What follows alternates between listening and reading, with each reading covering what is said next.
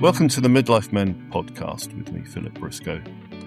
My guest today is Ryan McGuigan. After losing his long-term relationship and the career that had defined him, Ryan found himself lost, trying to rebuild his life right at the beginning of his 40s. So welcome to you, Ryan. Thanks very much, Philip. So before everything changed, you were living in Ireland. What was your identity tied to at that point in your life? Who were you?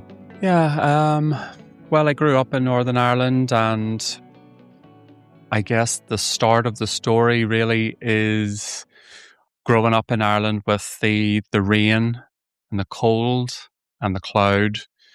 And I felt that was really affecting my mood. You know, you hear of this sad seasonal affective disorder or whatever. And I think it is a thing. The further north you go, your mood is affected. I really noticed the difference on a good day when the sun was out. If I was on holiday, we went to Australia back in 2006, 20 years ago now, which is a bit mad. I seem to be saying that more and more these days, 20 years ago.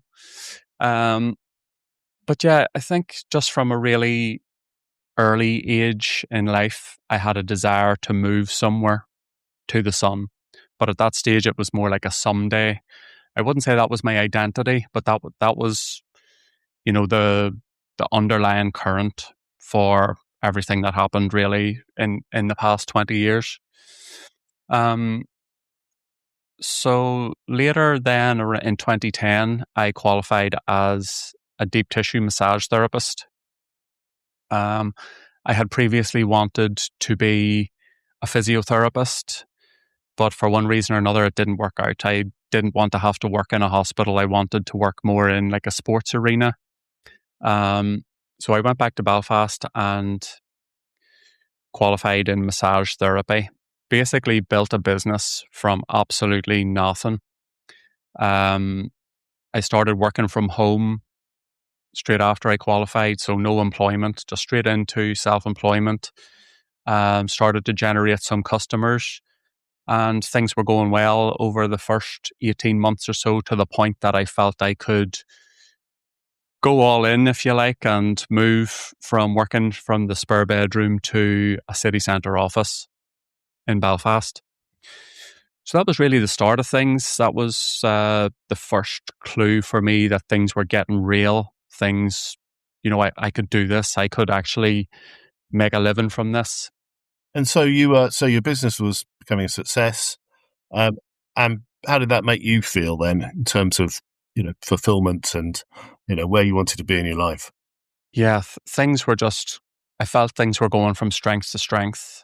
My reputation was building amongst my clients and in Belfast in general. I had a little Google review page, which was getting more and more Google reviews. I remember hitting my first 50, then my first 100, then over 200. I started believing my own hype a little bit at that stage. The client feedback was amazing. It made me feel really appreciated. It made me feel like I did have a purpose and I was making a contribution in the world. And a lot of those clients actually became my friends. We caught up with each other's lives, and there was a deep integration, if you like, between the business and who I was and who I was becoming. It was very deeply entrenched. And then also you had, and you were in a relationship as well. That was, I guess, alongside your business. Yes, I met a lady in 2014. So I was doing the business 3 or 4 years by that stage. We dated for a couple of years or whatever, and then moved in together. So I made the trip out of Belfast and gave myself a nice 1-hour commute each direction. So yeah, things in most relationships, the way it goes, you have your honeymoon period and everything's rosy and super in the beginning. And life at that stage really couldn't have been better. I had the business, and the business was growing. I had better finances, if you like. I was able to have little upgrades in life. I was able to go on better holidays or more often. I lived right across the road from the golf course where the lady lived, where we lived. So I took up the opportunity to do that, and life was just all hunky dory, you might say. So you mentioned, the weather being perhaps a negative factor, but when did you start to think that something felt a bit off then? Well, I kind of became a victim of my own success. I was getting busier in the business. I was at one stage then working to capacity. But the thing is, with deep tissue massage, it gets into your hands. I started getting sore fingers, sore thumbs, sore wrists, and I just noticed that when I was that busy, and as I was getting older, it was just taking more and more out of me. I was getting home in the evenings, and I was just fit for absolutely nothing.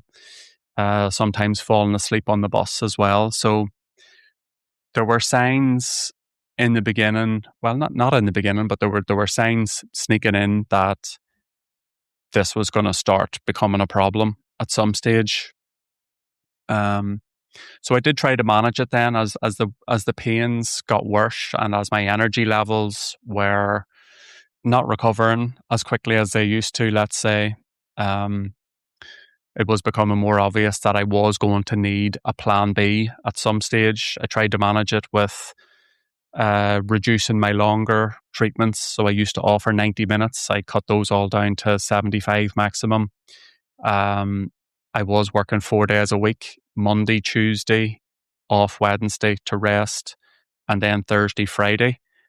And that Wednesday in the middle was worth its weight in gold. I couldn't have done 5 days a week ever. Not that I did do 5 days a week, but that Wednesday was absolutely non-negotiable. And then even when I cut down to Monday, Wednesday, Friday, so I never even had 2 days in a row. I always had a recovery day straight after a work day. But it was just accumulating in me as time was going on. So things are not as great as they initially were with your business. And, how was everything else in your life at that point?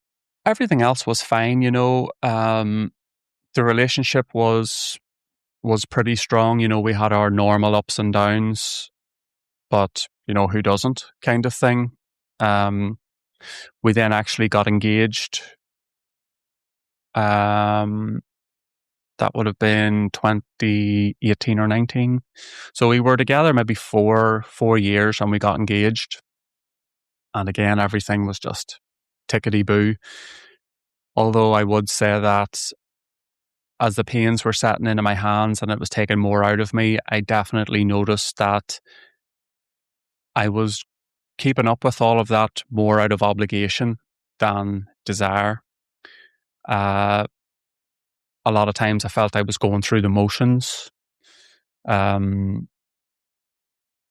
there was definitely days, I was wishing my life away, literally wishing my life away. I was in the office, had a heavy day, could see heaviness ahead of me in the rest of the day, and I just wanted to go home. I was just like, this is all getting too much.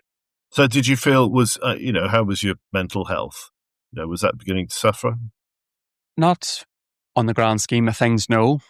It was just more a case that I was going through the motions. I wasn't happy. But my life looked really good on paper. I was into Facebook a lot for my business and in my personal life. And, if you were looking at my Facebook profile with foreign holidays and golfing a couple of times a week and the odd time I would, screenshot my customer reviews or whatever. And our relationship was good. We were going on holidays. We ran together. We did things together, So from the outside looking in, everything was fantastic. And at that stage, really, the only problem was that I was suppressing this discontent for the weather and for the business that was otherwise perfect, but taking too much out of me now. So did you feel it wasn't sustainable? What if we're getting to a kind of point of no return, or you've got to change something? How did that happen?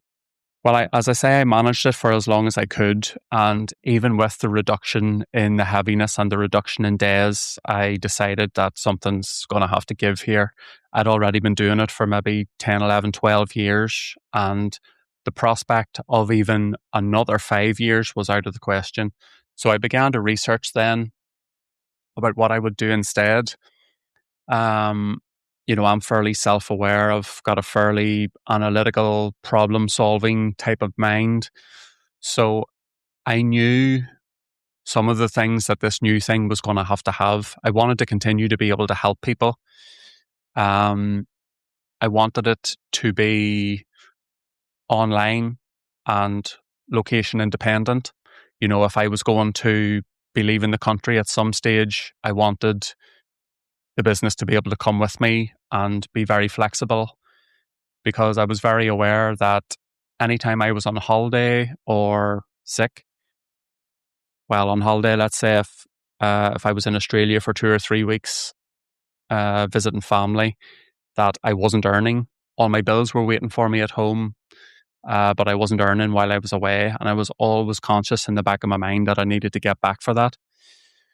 So I knew also then that it needed to be more sustainable on my body. So the research went on, and I was able to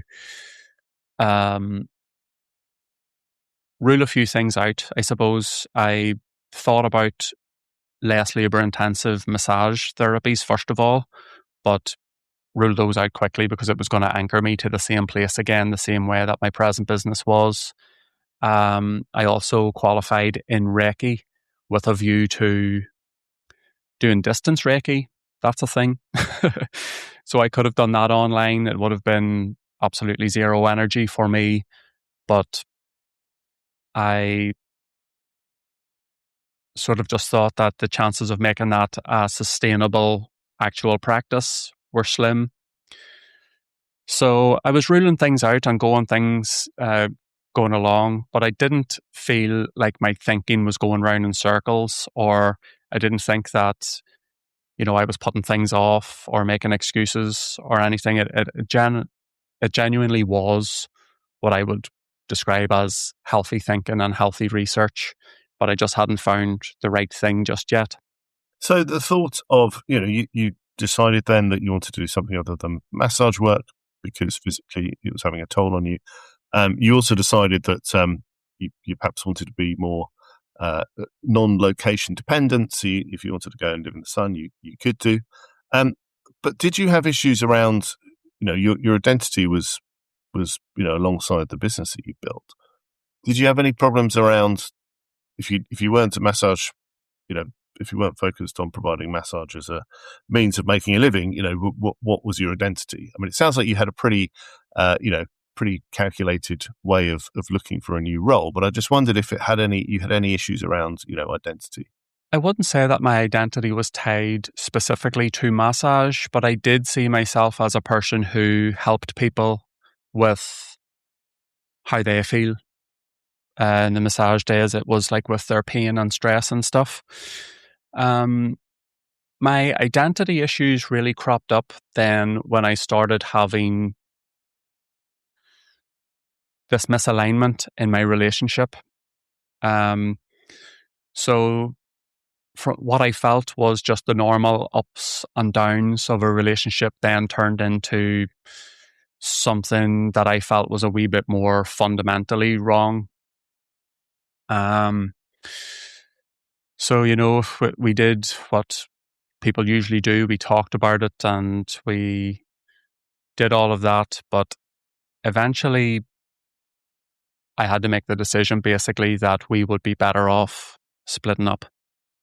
So we cancelled the wedding and we continued to live together for a while I looked for somewhere else to live and whatnot, and also to sort of give both of us a sort of a buffer period financially so that we weren't just going off a cliff. We were both going to be managing separate households, whereas obviously we had been sharing all the bills and all of that up until then. So the time came then when I actually found a suitable place to go, and I use the word suitable very loosely. Basically just to balance my finances. I ended up moving into a shared house in Belfast. So my cost of living stayed roughly the same because I didn't have to pay for the monthly bus from where I lived to where the business is. So I went into a shared house, and it was just the strangest thing because I knew the relationship had run its course. I knew that we were both better off. We tried, and as far as I was concerned, there was no stones left unturned. But I just hadn't anticipated the feeling of severance from life. It felt like the world was continuing around me completely normal, but I was now floating in space. So how old are you now then? You're what, in your 30s? I was 39. I was literally months from my 40th birthday. So you're about to be 40. Your relationship, or you've called your wedding off. You're living in a shared house. You're I don't know if at this point you were still continuing with the massage work or whether you'd stopped doing that. So your life essentially, was turned upside down, I guess. And how did that make you feel in terms of being almost 40? Is this where you thought you would be? Well, for want of a better description, Philip, things just came crashing down around me at that stage. I felt this severance, as I say, floating in space. I knew that I didn't want the relationship back. That wasn't the point. It was just that I felt this sense of complete failure, of approaching 40, of where I thought I would be at that stage and where I found myself. I went from being a part of something and, a household and the whole life on Facebook thing. And then I went into a shared house, kicking the ass of 40 with 3 strangers who were all in their 20s, obviously at different stages in their life. So the shame of that was mental.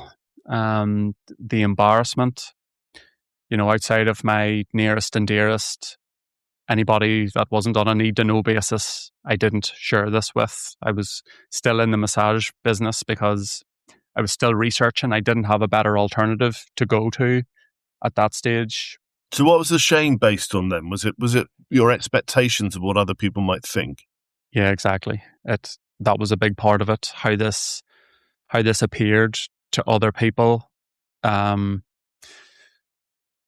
So I guess some of my identity was tied into this image that I had of, this relationship and this wedding and this future together and this nice house we lived in, which was across the road from the golf course. And I just had this pretty nice lifestyle of holidays with the two of us and golfing a couple of times a week. And then everything just went snap, up in smoke.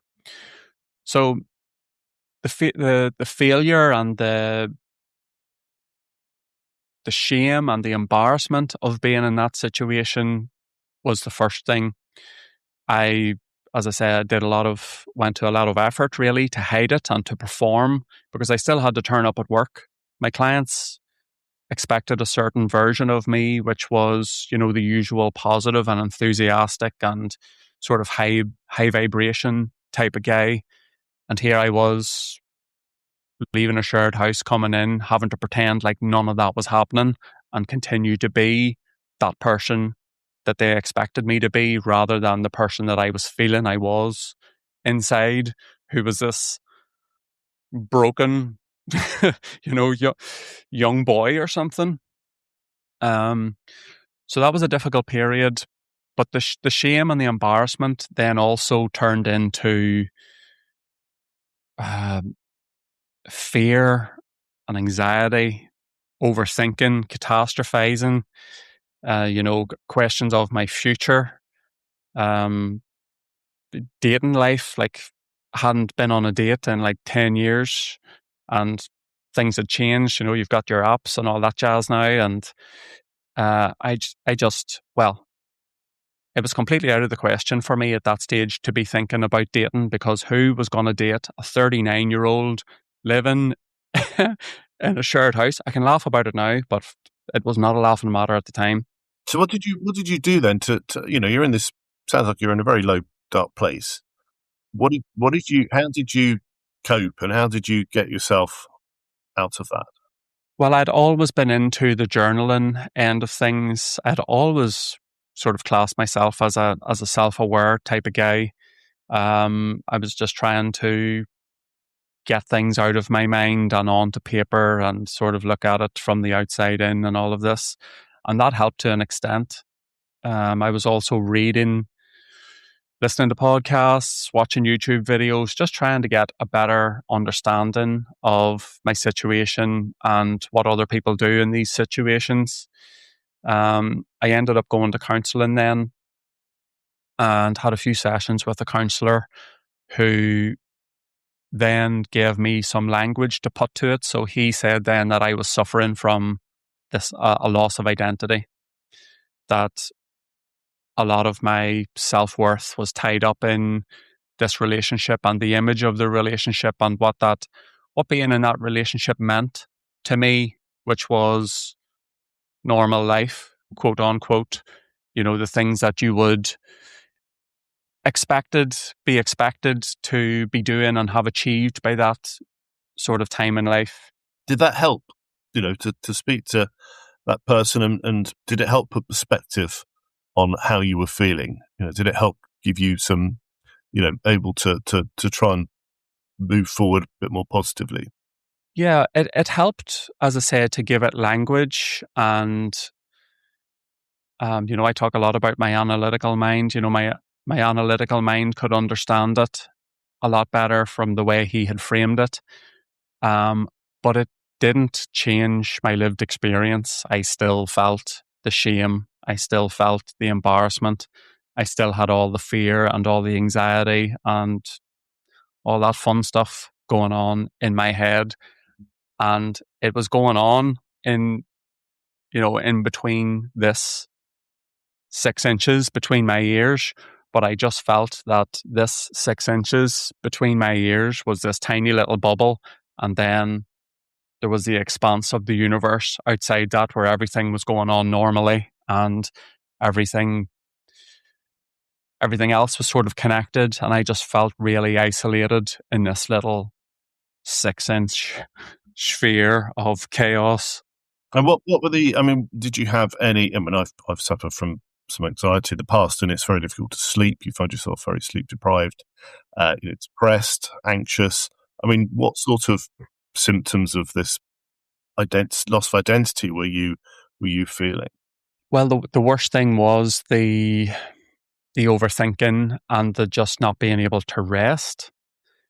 I couldn't have a quiet time inside my head. I was always pulled back to, how the flip am I going to improve my situation here? How am I going to get out of this? How am I going to make enough money to be able to afford, a proper rent and not in a shared house? How am I going to be able to make a good impression on a member of the fair sex?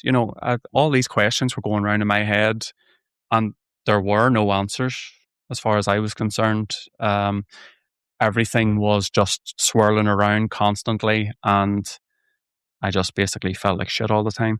So what happened next then? I know you made a decision to leave the cold and the wet and the damp. but what did you, how did you get yourself from this situation, which people listening, I'm sure many people will relate to and have felt in a similar situation? What did you do then to get to where you are now? Well, my research to get myself out of this rain and cold and all the rest of it, get myself out of this heavy work that was just taking too much from me. My research led me to a specific meditation course. So it ticked all the boxes for me in terms of the practical things. I was going to be able to continue to help people. It was online, so I could be anywhere and do it. And also, it wasn't going to take so much out of me. It was just going to be like we are now, talking. There was no physical effort involved. So this guided process then basically changed everything for me. And I have to say, it was a surprise to me that it did.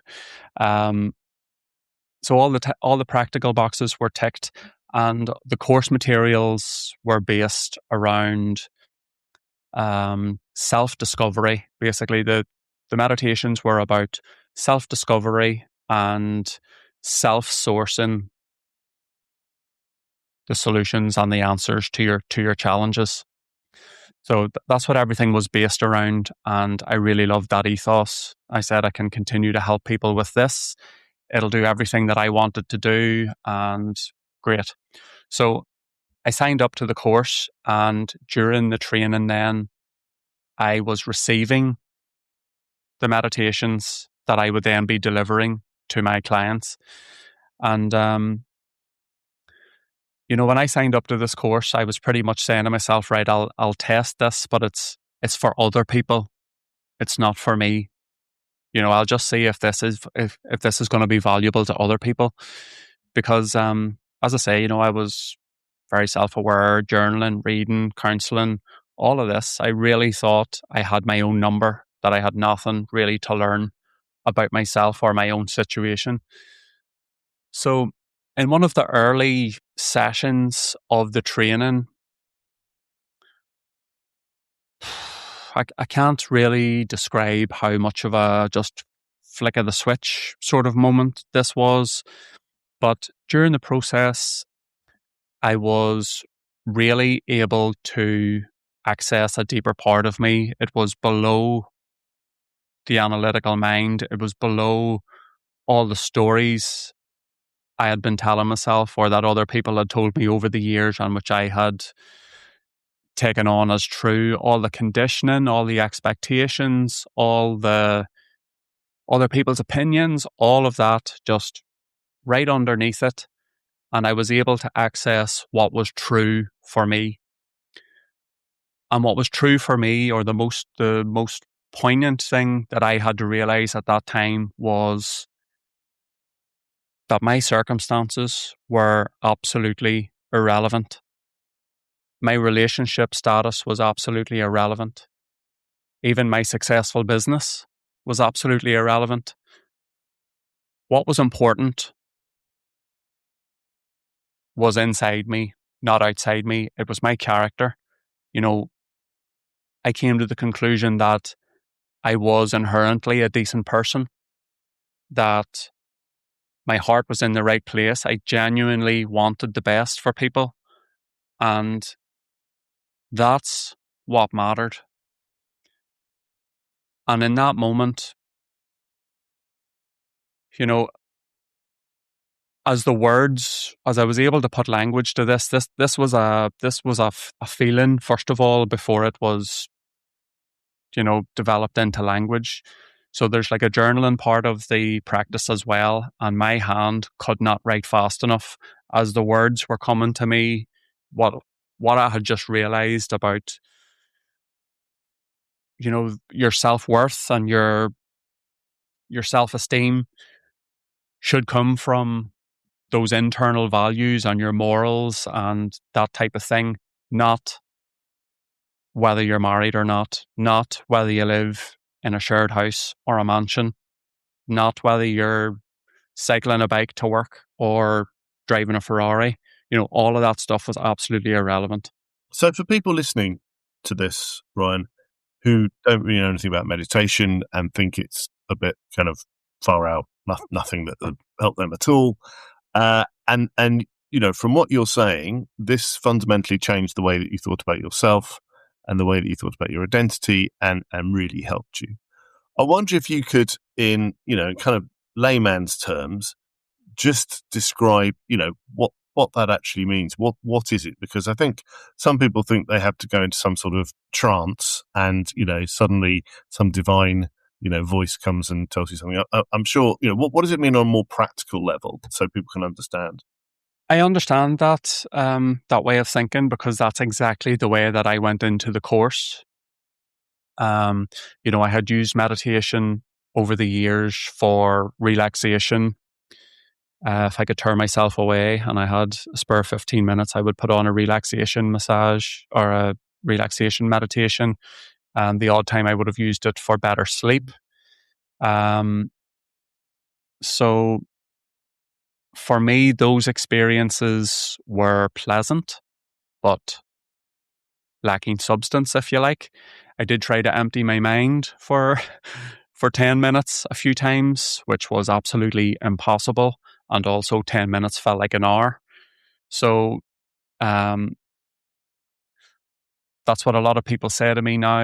I can't do that meditation thing, and they either find it boring or they just can't quiet their mind. But with this, it was different, because at the beginning, you set a focus for the meditation. So if there's something that you want to focus on or something that you want to take away from the meditation, you set that in the beginning, and that just frames the whole thing ahead of it, which is really good. And then you're not left with huge silences where your mind just runs wild. So can you give us an example? So, for example, if you were trying to look at a new career, for example, or could that be your focus to base your meditation on? It was, yes. You could basically anything that you need the truth about, Philip, this can be used for it. I would caveat that and say that the answer has to be already in you. So when I was doing the practice, I knew I wanted to leave Ireland. But I got this, I went through the process, and it was about sort of envisaging something that you wanted to achieve.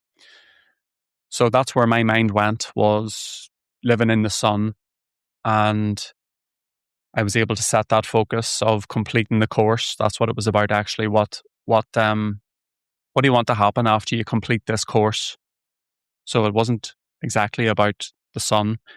It was finding my truth about where I wanted this to lead after the course. So where my mind went was getting qualified, building up a client base, building this successful business, and then being able to move to the sun. And I just had full body goosebumps.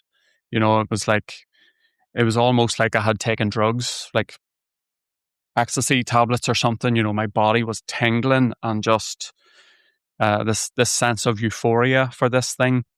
So that was able then to confirm my already need to leave the country, but also it gave me an idea of how fulfilling this whole journey would be for me. And it allowed me then to have that vision and make a plan to work towards it. So essentially, you're visualizing the problem. Let's call it the problem, or what you're looking to resolve, and then is it putting your mind into a state whereby you can, think around that and look at what else you want to achieve, and is it kind of freeing up your mind to think about how you might do that alternatively to in an alternative manner to how you might not think about that if you're just quite stressed and not open to it? Yes. Well, the meditative state, what it actually does, Not that I would speak to my clients in this much detail, but what it actually does is slows down the part of the mind, the analytical mind, which is doing all the analysis, all the thinking. But that analysis and that thinking is always filtered through your lived experience and the conditioning that you've had over the years. So that might include how you feel about yourself and what you think you're worth. So, if you're trying to think through a problem, but you have an underlying problem with self-belief or self-confidence, you're going to arrive at a certain answer. But with this, the analytical mind kind of goes to sleep and you access a part of the mind that is more creative, more imaginative, more intuitive.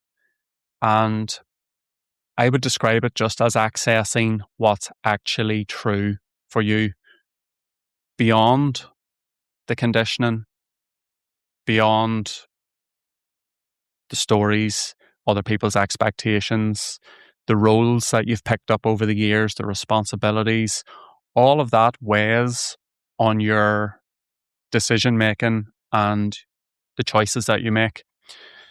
So for my case, the way I've just explained it to you there, I got below all the stories, all the expectations, all the roles, all the demands, all of that shit. I got right under it and I got to the absolute heart of the matter for me, which was that doesn't matter. But I didn't even realize that I had to realize that. That was an unexpected realization for me. My analytical mind had gone to town on it 100 times. It couldn't land anywhere. It was overthinking. It was fear-based. It was inner critic-based. It was imposter syndrome-based. It was just concerned about everything that was outside of me, when what really needed to happen was I needed to find what was true in my heart in the deepest. Yeah. How do you quiet that voice though? Because if you're in, and you described yourself, if you're in a state where you can't quiet your mind and you're just constantly going over, failure or shame or whatever it is, how do you go from that state? And I guess the answer is go and see somebody like yourself. How do you quiet your mind so that you do actually find, quiet all the analytical voices and comparing yourself to other people, etc., and your lived experience? How do you do that? Is that through working with someone like you who talks you through it? Is it listening to, relaxing music? I just think people listening to this podcast, I guess a lot of them will be in a similar situation and think, well, I didn't know what meditation was. This sounds like, from what Ryan's saying, this could really be something that could help. But I guess I'm just trying to, if you could just help understand, how, without going in, without delivering the course that you went on, what is it that helps you do that? The crux of the matter, Philip, is the guidance. It's just a really expertly put together structure whereby the cadence that I speak at, it's not too fast, not too slow. It doesn't give anybody a chance to wander away off somewhere. All they have to do is follow the sound of my voice. After we've set the intention for the meditation, then I will just guide them into a deeper and deeper sense of relaxation. So, you'll have some breathing exercises, you'll have some things to concentrate on, you'll have some things, I'll ask some questions, I'll ask you to go some places in your mind's eye. So at all times, your mind is occupied with what I'm asking you to focus on. And what I'm asking you to focus on is very deliberate. It's, there's not a word or a sentence in there that doesn't have a meaning or a job to do. So we spend a good 8 to 10 minutes at the start to get people just in this rhythm. And what it's actually doing is changing your brainwave frequency from a higher state to a lower state. And we get you in that little sweet spot of you're still conscious, you're not sleeping. So It's just gets you in that little groove, but it's all about the guidance, really. I'm sure you know yourself, there's so many different types of meditation out there, depending on the job that they do. Some of them are just simply relaxation. Some of them are simply just, the silence and try and quiet your mind things. People like me, analytical mind, problem solver, tendency to overthink if I'm given the opportunity. I cannot deal with that silence. That silence will not last very long. I will fill that silence with something, and it usually won't be good if I'm not in a good place. So the guidance is everything. There's a bit of nice music in the background as well. And then we get to a certain point where the relaxation part is accomplished, and then we'll get to the nitty-gritty into the proper body of the meditation, where I'll ask those questions. But if it was you, Philip, and you said you had a problem with your career, you wanted to change your career, I wouldn't get you in there and just say, what do you want to do about your career? The questions come from deeper. So you never realize what you need to realize until you realize it. And that's exactly the way it's been for me. And it's been for all the same for my clients as well, bar none. But thank you, because I think that's demystified for a lot of people, what it is, what meditation is. And obviously you are an example of this working for you, because you now, you operate from Portugal, and, you have the son, and you've built a successful business, and, you've moved on from that period in your life not that long ago where it was very bleak. So for men listening to this, who are perhaps in the same situation or can relate to some things you've been talking about, but just don't know what to do, what would you recommend? Would you recommend they try meditation? And I mean, I guess you said there are lots of different types. I guess you just need to try and, how would you select who you would contact in the first place?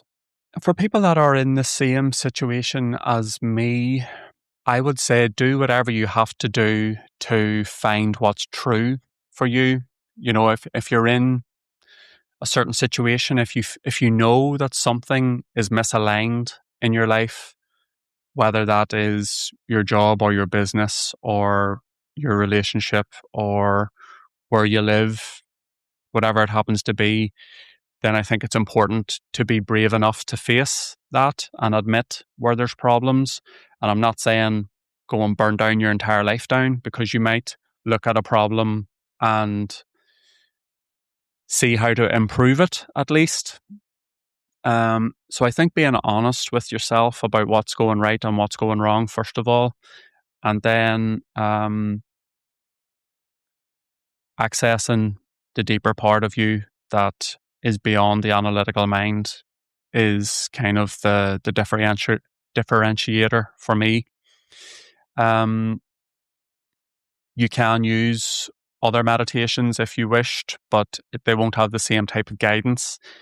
If anyone needed to sort of get a taste of my type of style of meditation, I have a free practice, which is on my website, which is at ryanpaulmcguigan.com.